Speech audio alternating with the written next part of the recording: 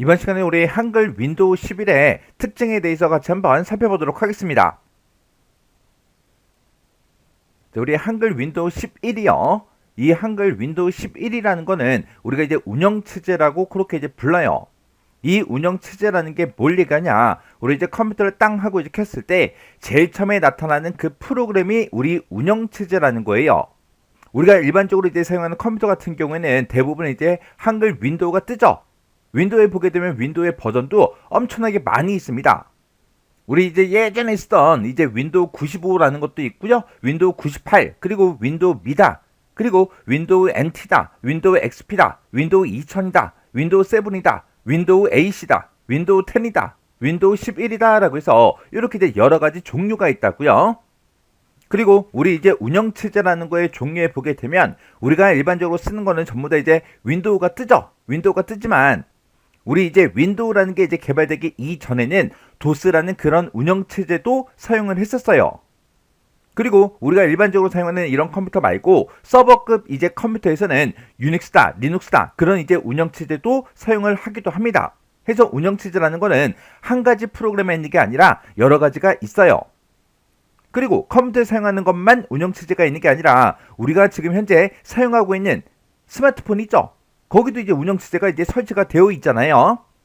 그래서 우리 안드로이드가 됐든 iOS가 됐든 그런 프로그램들도 하나의 이제 운영체제예요. 그래서 우리 컴퓨터다라고 하게 되면 딱딱한 기계적인 그런 장치들을 보고 우리가 컴퓨터다 그렇게 이제 부르는 거예요. 그러면 컴퓨터에 보게 되면 이제 여러 가지 부품들이 막 꽂혀 있고 사용자는 그런 이제 부품들을 이용해서 우리가 이제 키보드, 마우스 이런 것들을 이용해서 컴퓨터를 이제 이용을 하죠. 그때 이 운영체제는 어떤 역할을 하냐? 우리 컴퓨터에 들어있는 여러 가지 시스템이 이제 하드웨어, 딱딱한 기계적인 장치들 있죠? 그런 딱딱한 기계적인 장치들을 효율적으로 이제 관리할 수 있게 이제 도와주고요. 그리고 사용자한테는 이 컴퓨터라는 그 기계를 좀 더 쉽고 이제 편리하게 컴퓨터를 이제 사용할 수 있는 그런 이제 환경, 그걸 이제 제공하기 위해서 만들어진 게 우리 운영체제예요. 그래서 우리가 컴퓨터를 이제 딱 하고 켰는데 윈도우가 아니라 만약에 다른 운영체제가 뜬다고 생각해 보세요. 그러면 다른 운영체제는 우리가 이제 사용법을 잘 모르기 때문에 사용할 수가 없겠죠. 근데 이 윈도우라는 이 운영체제는 컴퓨터를 이제 켜게 되면 바탕화면이라는 게 있고 그리고 이제 시작 버튼도 있고 여러 가지 이제 아이콘들로 구성이 되어 있죠. 그러면 우리가 이제 마우스 사용법만 알고 있으면 이 컴퓨터를 이제 사용할 수 있다고요. 그래서 마우스 왼쪽 버튼을 한번 누르면 뭔가가 이제 선택이 되더라. 그리고 특정 아이콘을 내가 이제 더블 클릭하면 그 프로그램이 이제 실행이 된다. 그리고 인터넷을 할 때는 어떤 아이콘을 더블 클릭하면 되고 게임을 할 때는 어떤 아이콘을 더블 클릭하면 되고 문서를 작성할 때는 어떤 아이콘을 더블 클릭하면 된다. 그 정도만 이제 알고 있으면 그런 이제 프로그램들을 그런 게임 같은 것들, 그런 인터넷 같은 것들을 우리가 이제 실행해서 그런 것들을 이제 이용할 수가 있잖아요.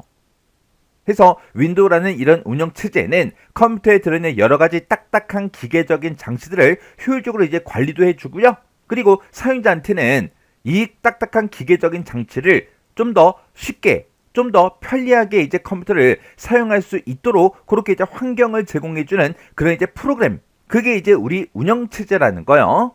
이 운영체제에 보게 되면 이제 여러 가지 특징들이 있습니다. 그러면 우리 윈도우 11의 특징에 대해서 같이 한번 살펴보자고요.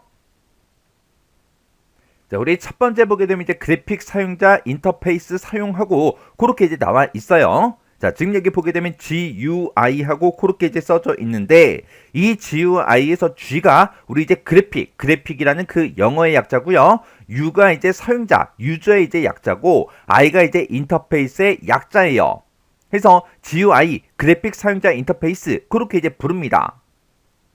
우리 이제 윈도우 같은 경우에는 화면이 전부 다 이제 그림, 아이콘 같은 것들로 구성이 되어 있어요. 그래서 우리 컴퓨터를 켰을 때 윈도우가 짜잔하고 뜨면 그 윈도우는 아이콘이나 메뉴 이런 것들로 전부 다 이제 구성이 되어 있더라. 우리가 이런 것들을 이제 선택하고 할 때 전부 다 이제 마우스로 이제 선택을 하죠. 그래서 마우스로 이런 아이콘이 됐든 메뉴가 됐든 이런 것들을 우리가 이제 클릭을 하거나 더블 클릭해서 모든 작업을 이제 수행할 수가 있습니다. 이런 이제 사용자 작업 환경을 보고 우리가 GUI다 그렇게 이제 부르는 거예요. 지금 여기 보게 되면 키보드로 명령어를 직접 입력하지 않고라고 되어 있어요. 우리가 이제 윈도우가 개발되기 전에 도스라는 그 운영체제를 제일 많이 사용을 했었어요. 그 도스라는 운영체제는 이제 땅 하고 이제 컴퓨터를 켜게 되면 까만색 화면에 하얀색 글씨밖에 없어요.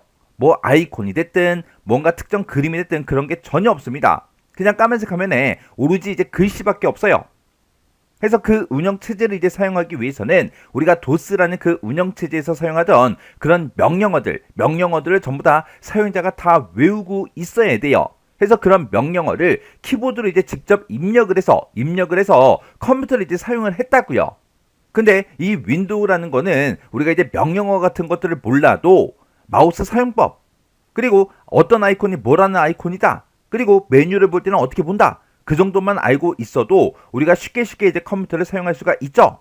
해서 이 윈도우는 키보드로 명령어를 직접 이제 입력을 하지 않고 마우스를 이용해서 아이콘이 됐든 메뉴가 됐든 그런 것들을 이제 선택하고 더블 클릭해서 이제 실행을 시켜서 모든 작업을 수행할 수 있도록 그렇게 이제 해줍니다. 그래서 그런 이제 환경을 보고 우리가 GUI다 그렇게 이제 부르는 거예요.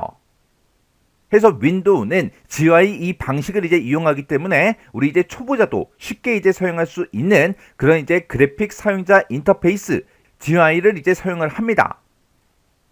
그래서 이 GUI라는 거는 아이콘이 됐든 메뉴가 됐든 이런 것들을 마우스로 선택을 해서 작업을 수행하는 그런 이제 작업 환경, 그걸 보고 우리가 GUI 그래픽 사용자 인터페이스다 그렇게 이제 부르는 거예요. 그 다음에 이제 그 밑에 보니까 이제 선점형 멀티태스킹하고 이렇게 이제 나왔어요. 자, 지금 여기 보게 되면 이제 선점형이라는 말이 나오는데 이 선점형이라는 그 말의 반대가 비선점형이요. 선점형이라는 말이 있고 비선점형이라는 말이 있는데 아까 좀 전에 얘기했던 그 도스라는 운영체제 있었죠? 우리 이제 윈도우가 개발되기 전에 도스라는 그 운영체제를 사용을 했었는데 그 운영체제, 도스라는 운영체제는 한 번에 딱 한 가지 작업만 할 수가 있었어요. 그래서 내가 만약에 도스 운영체제를 가지고 있는 그 컴퓨터에서 내가 문서 작성하겠다. 그러면 문서 작성하는 그 프로그램, 그걸 이제 실행을 시키겠죠. 그래서 그 컴퓨터를 이용해서는 오로지 이제 문서 작성만 할 수가 있었습니다. 내가 만약에 다른 걸 하고 싶다. 그러면 문서 작성하던 그 프로그램을 완전히 종료시키고 다른 프로그램 이제 실행시켜서 내가 원하는 작업을 이제 할 수가 있어요. 예를 들어서 내가 이제 컴퓨터 도스라는 운영 체제를 이용해서 내가 문서를 100장을 만들었어요. 100장을 만들고 그리고 내가 이제 프린터를 걸었습니다. 그러면 그 프린터 100장이 다 나올 때까지 사용자는 뭘 해야 된다? 그냥 멍하니 기다려야 되더라. 그렇게 이제 인쇄가 되는 동안 다른 작업을 할 수 있다 없다? 없더라. 그리고 도스라는 운영 체제를 이제 사용하는 그 컴퓨터에서는 내가 특정 프로그램을 실행시키다가 만약에 그 프로그램에서 오류가 발생했어요. 오류가 발생하면 그때 사용자는 딱 둘 중에 이제 한 가지를 해야 됩니다. 그 오류가 완전히 해결될 때까지 그냥 계속해서 기다리거나 아니면 컴퓨터를 완전히 이제 껐다 키거나 둘 중에 이제 하나를 선택을 해야 돼요. 근데 우리가 쓰고 있는 이 윈도우를 생각해 보세요. 이 윈도우 같은 경우에는 내가 이제 컴퓨터가 짜잔하고 켜지자마자 카톡을 이제 실행시킬 수 있죠. 그리고 노래 듣는 프로그램에서 노래를 이제 켜놓고 내가 이제 문서 작성도 할 수가 있어요. 그렇게 여러 가지 작업을 할 수가 있죠. 그렇게 이제 여러 가지 작업을 하다가 특정 프로그램에서 만약에 오류가 발생했어요. 오류가 발생하면 어떻게 해요? 우리가 컴퓨터를 껐다 켜요? 아니죠. 그럴 필요가 없죠. 우리가 그냥 해당 프로그램, 오류가 발생한 그 해당 프로그램을 그냥 강제로 종료를 시킬 수가 있잖아요. 그래서 우리 이제 선점형의 반대가 이제 비선점인데 선점과 비선점의 그 차이가 뭐냐? 어떤 특정 프로그램에서 만약에 오류가 발생했을 때 그걸 이제 강제 종료를 시킬 수가 있냐 없냐 그 차이가 우리 이제 선점형과 비선점형의 차이예요. 선점형 같은 경우에는 강제로 이제 종료시킬 수 있는 거를 보고 우리가 이제 선점형이다 그렇게 이제 부르는 거고 비선점형이다 라고 하게 되면 강제 종료를 시킬 수가 없는 거 그걸 보고 우리가 이제 비선점 그렇게 이제 부르는 거예요. 해서 강제 종료를 이제 시킬 수 있냐 없냐에 따라서 선점형이다, 비선점이다 이렇게 이제 두 가지로 나눠 볼 수 있는데 우리가 사용하고 있는 이 윈도우는 선점형이에요. 비선점형이 아니라. 그리고 그 뒤에 보게 되면 이제 멀티태스킹하고 이렇게 이제 써져 있죠. 이 멀티태스킹이라는 건 뭘 얘기하냐? 우리 이제 멀티라는 말과 태스킹 이 두 가지가 이제 합쳐진 건데 멀티라는 것의 뜻이 여러 개다, 다중이다 그런 뜻을 가지고 있어요. 그리고 태스킹 그럼 이제 작업이죠. 해서 얘는 이제 멀티 여러 개의 이제 작업을 수행할 수 있는 거 그걸 보고 우리가 이제 멀티태스킹 그렇게 이제 부릅니다. 해서 이 멀티태스킹은 다중 작업이라는 그런 뜻을 가지고 있고요. 얘는 여러 개 앱을 동시에 열어두고 다양한 작업들을 동시에 이제 진행하는 거 그걸 보고 우리가 멀티태스킹 그렇게 이제 부르는 거예요. 이 멀티태스킹은 우리 이제 윈도우를 사용하고 있는 사람이라면 누구든지 다 사용하고 있는 그런 기능이죠. 그래서 내가 컴퓨터를 이제 짜잔하고 키자마자 카카오톡을 실행을 먼저 시키고 노래 틀어놓고 인터넷 쇼핑할 수 있잖아요. 그렇게 여러 개의 앱을 여러 개의 프로그램을 동시에 열어두고 다양한 작업들을 동시에 이제 진행하는 거 그걸 보고 우리가 이제 멀티태스킹 그렇게 이제 부르는 거예요. 그래서 우리가 사용하고 있는 이 윈도우 11은 선점형 멀티태스킹이에요. 해서 윈도우가 운영체제가 각각 작업의 이용 시간을 이제 제어해서 앱 실행 중에 만약에 문제가 발생하면 그 해당 앱은 어떻게 된다? 강제로 이제 종료를 시키더라. 그리고 문제가 발생한 그 앱에서 사용하고 있던 여러 가지 이제 시스템 자원들이 있어요. 그런 자원들을 싹 다 이제 반환시키는 그런 이제 멀티태스킹 운영 방식을 보고 우리가 이제 선점형 멀티태스킹 그렇게 이제 부르는 거예요. 그래서 이 선점형 멀티태스킹은 하나의 앱이 CPU를 이제 독점하는 걸 방지할 수가 있습니다. 해서 특정 프로그램에서 오류가 발생해도 시스템이 이제 다운된다 안 된다? 안 되더라. 해서 시스템 다운 현상 없이 더욱 안정적으로 우리가 작업할 수 있도록 그렇게 이제 도와주는 그런 이제 운영 방식을 보고 선점형 멀티태스킹 그렇게 이제 부르는 거예요. 지금 여기 보게 되면 이제 앱이라는 그 말이 나오죠. 이 앱이라는 거는 뭘 얘기하냐? 앱이라는 거는 우리 컴퓨터에서 이제 사용하고 있는 그런 여러 가지 소프트웨어들, 여러 가지 이제 프로그램들이 있어요. 그런 프로그램들을 싹 다 이제 앱이다. 그렇게 이제 부르는 거예요. 해서 프로그램, 애플리케이션 얘를 줄여서 우리가 이제 앱이라고 그렇게 이제 부르는 거예요. 그래서 여기서 앱이다라고 그렇게 이제 표현이 되면 우리가 컴퓨터를 켜서 사용하는 모든 프로그램들을 보고 얘기한다. 그렇게 이제 기억하시면 됩니다. 그 다음에 이제 플러그 앤 플레이라는 거요. 플러그 앤 플레이가 영어로 쓰게 되면 지금처럼 이렇게 이제 써지죠. 지금 여기서 이제 첫 번째 글자만 따서 PMP라고 그렇게 이제 줄여서 우리가 부르기도 합니다. 이 플러그 앤 플래그라는 거의 뜻이 우리 이제 우리 이제 핸드폰 충전하려면 일단은 충전기를 이제 벽에 플러그를 이제 꽂아야죠. 해서 플러그의 뜻이 이제 꽂는다 그런 뜻을 가지고 있고요. 그리고 플레이가 이제 실행된다 그런 뜻이요. 해서 꽂으면 실행된다 그런 뜻을 가지고 있는 게 우리 플러그 앤 플레이요. 해서 얘를 우리말로 그냥 해석하게 되면 자동 감지 장치 그렇게 이제 부르기도 하고 얘를 다른 말로 자동 인식 그렇게 이제 부르기도 합니다. 이 플러그 앤 플레이라는 거 PMP라는 거는 뭘 얘기하냐? 만약에 이제 내가 컴퓨터를 사용하려고 컴퓨터 땅 하고 켰는데 컴퓨터는 켜졌어요. 근데 마우스가 없어요. 그러면 마우스를 하나 가지고 와서 그냥 USB로 꽂으면 바로바로 이제 실행이 돼서 내가 마우스를 사용할 수 있죠.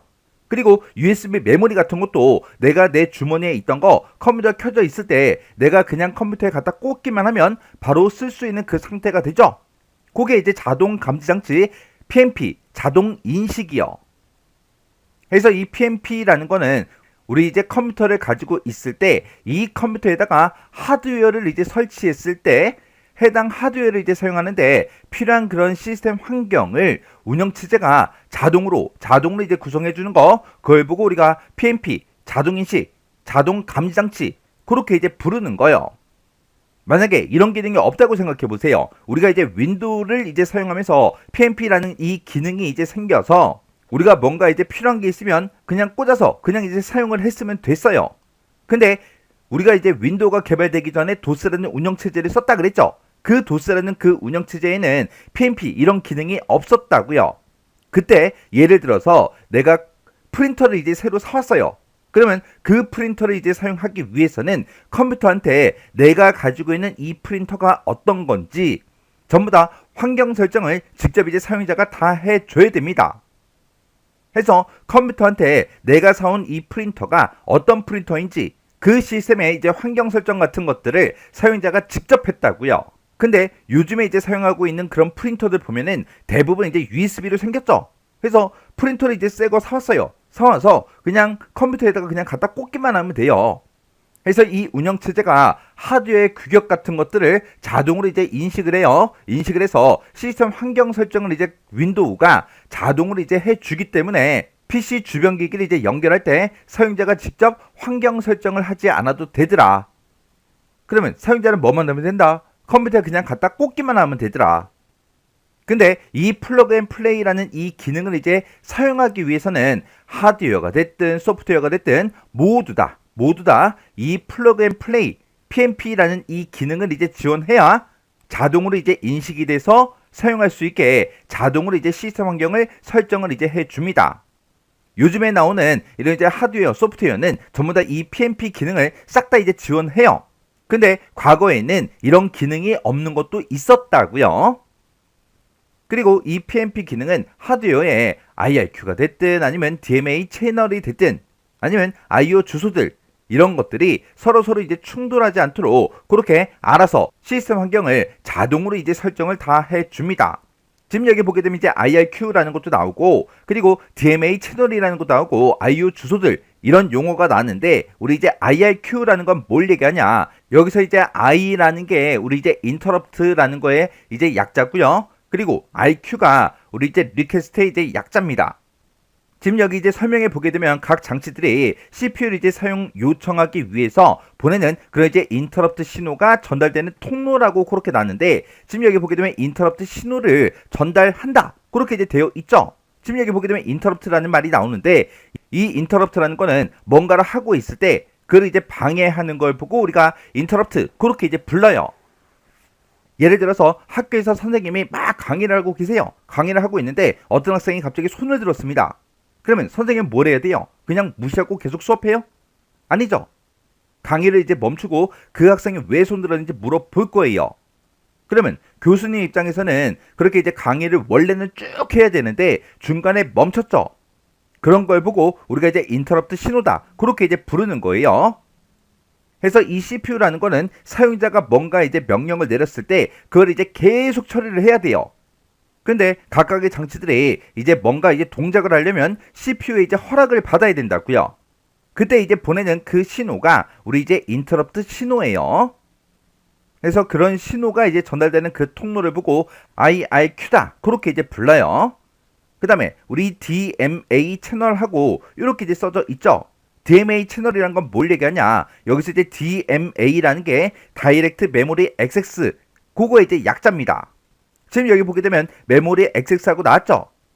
메모리는 메모리고요. 액세스가 이제 접근하다 그런 뜻을 가지고 있는데 앞에 보니까 다이렉트가 붙었어요. 그러면 얘는 이제 직접 메모리에 접근하겠다 그런 뜻이에요. 그래서 원래 컴퓨터에서 뭔가 일을 할 때는 어떤 장치가 됐든 뭐가 됐든 싹 다 CPU의 허락을 받고 움직여야 돼요. 근데 이 DMA라는 거는 우리 이제 CPU를 통하지 않고 CPU한테 허락을 받지 않고 각각의 이제 여러 가지 장치들과 메모리가 직접 데이터를 주고 받을 수 있는 그런 이제 통로를 보고 우리가 DMA다 그렇게 이제 불러요. 그러면 DMA 얘를 이제 이용하게 되면 CPU한테 허락을 안 받아도 되니까 좀 더 빠르게 각각 장치들과 메모리가 서로 데이터를 직접 이제 주고받고 할 수가 있겠죠. 그 다음에 IO 주소하고 그렇게 이제 나왔는데 IO 주소라는 거는 여기서 이제 I가 인풋이고요. O가 이제 아웃풋이요.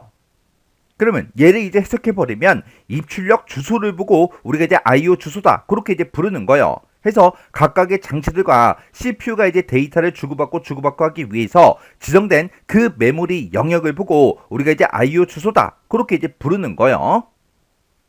그러면 어떤 새로운 하드웨어가 이제 컴퓨터에 이제 설치가 될 때 사용자가 이제 USB로 뭔가 갖다 꽂겠죠. 꽂았을 때 이 운영체제라는 게 이 윈도우 11에서 그 하드웨어의 규격을 이제 자동으로 인식해서 시스템 환경을 알아서 윈도우가 설정을 해주겠죠. 설정을 하는데 이런 이제 IRQ가 됐든 DMA 채널이 됐든 IO 주소가 됐든 이런 것들이 충돌이 발생하면 된다 안 된다? 안 되더라. 해서 이 PMP라는 기능에서 이런 것들이 이제 충돌하지 않도록 그렇게 알아서 자동으로 이제 전부 다 설정해 주는 거. 그걸 보고 우리가 이제 PMP다, 플러그 앤 플레이다, 우리 자동 인식이다 그렇게 이제 부르는 거요. 그 다음에 이제 OLE라는 거요. OLE에서 O라는 게 우리 오브젝트, 객체라는 그런 뜻이고요.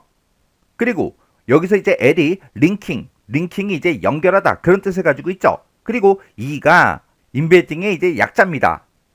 이거는 이제 뭘 얘기하냐? 우리가 이제 그림판이라는 게 윈도우에 있죠. 그 그림판에서 내가 만약에 그림을 하나 그렸어요. 내가 그린 그 그림을 우리가 컴퓨터에서 이제 바탕화면으로도 사용을 할 수가 있는 거고, 그리고 내가 그린 그 그림을 문서에다가 이제 포함도 시킬 수가 있겠죠. 그런 기능을 보고 우리가 이제 OLE다 그렇게 이제 부르는 거예요. 해서 다른 여러 가지 앱, 다른 여러 이제 프로그램에서 작성된 그런 이제 문자가 됐든 그림이 됐든 그런 이제 여러 가지 객체들이 있어요. 그런 객체를 현재 작업 중인 그런 문서에다가 자유롭게 연결하거나 우리가 이제 삽입하는 그런 이제 기능을 보고 우리가 OLE다 그렇게 이제 부르는 거예요. 그럼 이런 이제 객체라는 거를 우리가 이제 연결했을 때, 삽입했을 때 조금 이제 달라요. 내가 이제 그림판에서 이제 그림을 하나 그렸어요. 이 그림을 내가 이제 문서 작성하는 그 프로그램에다가 내가 만약에 삽입했다고 생각해 보세요. 삽입을 했을 때 내가 그림판에 있는 이 그림, 원본 그림 있죠? 그걸 이제 수정했습니다. 수정을 하게 되면 이 문서에 포함된 그 그림은 수정이 된다 안 된다? 안 되더라. 왜? 삽입을 했으니까. 근데 만약에 그림판에서 그린 그림이 있는데 그거를 문서에다가 내가 이제 연결을 시켰어요. 연결을 시킨 그 상태에서 내가 그림판에서 그림을 이제 수정해서 저장을 하게 되면 이 문서에 들어간 그 그림은 이 그림판의 그 그림과 연결이 되어 있기 때문에 그림을 편집했을 때 그 편집된 그 그림이 그대로 이곳에 문서 작성하는 그 프로그램에도 그대로 반영이 됩니다. 해서 OLE라는 걸로 연결된 그 이미지요. 연결된 그 이미지를 원본 앱에서 수정하거나 내가 이제 편집을 하게 되면 그 내용이 그대로 어떻게 된다? 해당 문서에 반영이 되더라. 왜? 연결이 돼 있으니까. 해서 이 OLE라는 거는 객체를 어떻게 한다? 우리 이제 연결하거나 삽입하는 그런 기능을 보고 우리가 OLE 그렇게 이제 부르는 거예요. 그 다음에 이제 255자에 긴 파일 이름하고 그렇게 이제 써져 있는데 우리가 이제 윈도우라는 걸 이제 쓰기 전에는 도스라는 그 운영체제를 사용했다 그랬죠. 그때는 파일의 이름은 최대 8글자까지만 지정을 할 수가 있었어요. 근데 이 윈도우로 넘어오면서 그 파일의 이름이 되게 이제 길게 그렇게 이제 쓸 수 있게 되었다고요. 그래서 이 윈도우에서는 최대 255자까지 긴 파일 이름을 이제 지정할 수 있더라. 그리고 파일의 이름이 길다 보니까 중간중간에 이제 띄어쓰기도 할 수가 있어요. 그래서 중간중간에 이제 띄어쓰기 하게 되면 빈 공백이 들어가는 거죠. 그래서 그 공백도 하나의 이제 문자로 취급을 해서 파일 이름으로 우리 이제 모든 문자를 전부 다 쓸 수 있고 중간에 이제 띄어쓰기 공백도 해서 최대 255자까지 그렇게 이제 쓸 수가 있더라. 근데 파일 이름으로 이제 못 쓰는 게 이런 이제 문자들은 사용할 수가 없어요. 그리고 지금 여기 보게 되면 이제 NTFS 하고 나오는데 이 NTFS라는 거는 우리 이제 윈도우에서 사용하고 있는 그 파일 시스템을 보고 우리가 NTFS다 그렇게 이제 부릅니다. 우리 이제 NTFS 같은 경우에는 뒤에 가면 이제 파일 시스템을 이제 따로 이제 배울 거예요. 그때 이제 자세히 기억하고요. 지금 여기서는 윈도우에서 사용하는 그런 이제 파일 시스템의 이름이 NTFS다 그렇게만 기억하세요. 이 NTFS 우리 이제 파일 시스템에서는 유니코드라는 거를 문자로 이제 지원을 해서 세계 여러 문자를 파일 이름으로 전부 다 이제 사용할 수 있습니다. 이 윈도우라는 게 미국이나 이제 한국에서만 쓰는 그런 이제 운영체제가 아니잖아요. 지금 여기 보게 되면 이제 유니코드 문자를 지원한다 그렇게 이제 표현이 되어 있는데 여기서 이제 유니코드라는 게 나와요. 이 유니코드라는 거는 전 세계 각국 언어들을 통일된 그 방법으로 이제 표현할 수 있도록 만들어 놓은 국제적인 그런 코드 규약을 보고 우리가 유니코드다 그렇게 이제 불러요. 해서 이 유니코드라는 거는 세계 각국의 언어, 전 세계 모든 언어를 통일된 방법으로 표현할 수 있게 해놓은 그런 코드. 그걸 보고 우리가 유니코드 그렇게 이제 불러요. 해서 이 윈도우라는 게 한국이나 미국에서만 쓰는 게 아니라 전 세계적으로 쓸 수 있게 이제 만들어 놓은 거라고요. 그리고 그 밑에 보게 되면 이제 64비트 데이터 처리하고 나오는데 이 윈도우 11 같은 경우에는 64비트 프로세서에서만 작동을 하도록 만들어 놓은 그런 64비트 전용 운영 체제가 우리 윈도우 11이에요. 이게 무슨 말이냐? 우리가 기존에 이제 윈도우 11을 쓰기 전에 윈도우 10을 썼었죠. 그 윈도우 10, 윈도우 10 같은 경우에는 32비트랑 64비트랑 혼용이 이제 가능했던 그 윈도우입니다. 근데 이 윈도우 11부터는 무조건 64비트 프로세서에서만 작동하도록 그렇게 이제 만들어 놓은 64비트 전용 운영 체제예요. 그래서 윈도우 11은 몇 비트 처리만 가능하다. 64비트 처리만 가능하다. 지금 여기 보게 되면 프로세서 그렇게 나오는데 이 프로세서가 우리 이제 CPU를 보고 얘기하는 거예요. 지금 여기 보게 되면 이제 32비트다, 64비트다 그렇게 이제 계속 얘기하고 있는데 32비트와 64비트의 차이가 그냥 간단하게 얘기하면 한 번에 이제 데이터를 처리할 때 32개씩 처리를 하냐 아니면 64개씩 처리하냐 그 차이예요. 그러면 32개씩 처리하는 것보다는 64개씩 처리하는 게 훨씬 더 빠르겠죠. 그래서 이 윈도우 11은 64비트 전용 운영 체제로 대용량의 데이터를 한꺼번에 빠르게 이제 처리할 수 있어요. 그리고 32비트짜리는 더 이상 이제 지원하지 않기 때문에 시스템의 이제 보안성, 성능 이런 게 이제 대폭 강화가 됐고요. 그리고 좀 더 빠르고 이제 효율적인 그런 시스템 구축을 이제 가능하게 그렇게 이제 만들어졌습니다. 그래서 윈도우 11은 몇 비트 데이터 처리한다? 64비트 데이터 처리를 하더라. 그렇게 이제 기억하시면 됩니다. 그래서 우리 윈도우 11의 특징에 보게 되면 지금처럼 이런 것들이 있어요. 자, 각각 뭐가 뭔지 어떤 특징을 가지고 있는지 정확하게 알고 계셔야 돼요. 어떤 특징에 대한 이제 설명을 써놓고 이게 뭐에 관한 그 설명이냐 그걸 이제 물어볼 수도 있죠. 그리고 윈도우 11의 특징에 지금처럼 이렇게 이제 여러 가지가 있다 보니까 윈도우 11의 특징이 아닌 거 찾아라 그렇게도 이제 문제가 나올 수가 있다고요. 자, 그럼 이제 윈도우 11의 특징에 대해서 여러분들이 정확하게 기억하고 지나가시기 바랍니다.